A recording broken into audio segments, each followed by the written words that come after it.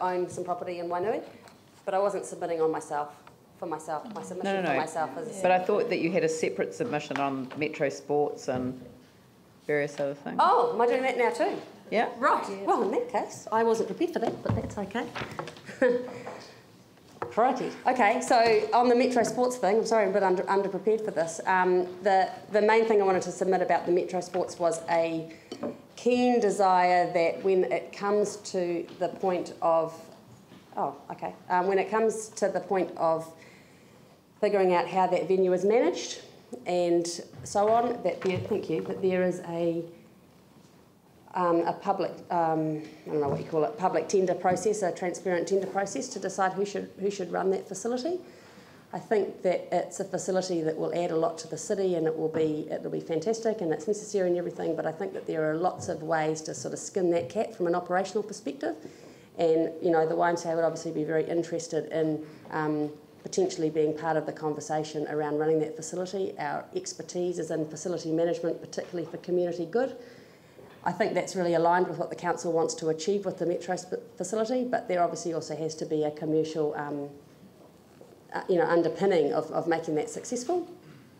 So I guess my concern is that if we observe history, that it will be assumed that the council runs their own facilities, or if not, one of the council's subsidiary companies runs the council facilities, and I think that that's wrong. I think that there should be a much more transparent process of public tendering. The Auckland City Council, if we can dare to utter those words here, the Auckland City Council does that with their council facilities, and the Auckland YMCA operates, I think, 9 of their facilities in the Auckland region and does so very successfully. So it's not that the YMCA is completely clueless about this sort of thing. So that was the main thing that I wanted to submit on in relation to the Metro and how that works in the city. Ref and then Phil. Yeah, thanks, Josie. In terms of swimming pools, 2 questions. Sorry, does the YMCA manage swimming pools? In Auckland, yes, and in Australia, yes. The Christchurch YMCA doesn't have a swimming pool at the moment, but we have one in our strategic plan to build one in the next probably 2 years. In the central city? In the central city, yes. Okay. It would not be in conflict with Metro in my view, or else we wouldn't be doing it. It's a learn to swim, smaller operation, more along the lines of what Centennial was, or Aqua Gym. So if you had $147 million to spend of council money, yes, plus obviously maybe 50 or 100 from the Crown, what would you be putting in terms of the central city area? Stadium space, places for community gathering in terms of their sports, which is low cost. I would probably be filling the stadium space with programs run by outside experts. I mean, one of the suggestions I made earlier, and one of the things that was done by the council, was Christchurch YMCA runs the best basketball league in Christchurch, if not New Zealand, and just putting it out there. And really, if the council wants to run basketball programs in their stadium, then they should get the YMCA to run their basketball program in the stadium. So I think that should be the ethos around it. So it's actually contributed by the community rather than the council doing to the community what they think, you know.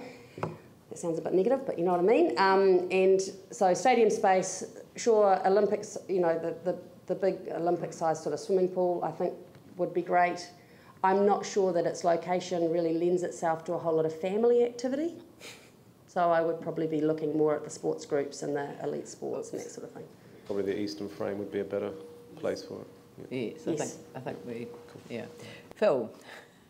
Well, thank you. I think you've sort of started to answer my question. So you'd see the Metro Sports facility as being more for specialised sport rather than families? Because what I was going to ask you was, you know, one of the things we do in the city is as councils to try to provide swimming for families so it's affordable. So, yes. Like, if in fact it went out to tender, how would a group like yours be able to assure council that swimming costs for families would be affordable? Well, look, there's no way I can answer that, because that would all depend on how much the council, what return the council expected, you know, and all of that sort of thing. But the way that we make the rest of our programs the YMCA runs affordable is through social enterprise. So we have a number of other aspects of our organisation which provide money which pays for what we do at the YMCA, which is essentially subsidised. So I guess I can't really answer that question because it depends on whether or not the pool costs would still be subsidised by rates, in inverted commas, you know. Swimming pools which are purely recreational do not make money. They're not going to make money unless they're subsidised by rates. You need a decent learn to swim program and other things operating around it to make the money. Pardon? Often?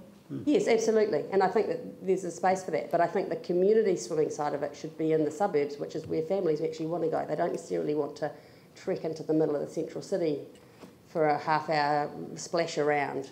Okay. Do we know that, though? Okay. Yeah, no, that's great, Lloyd. Thank you very much. Okay. And if we could now have Andrea Lynch from Opawa Public Library. And for somebody who was not prepared, you did very well. So.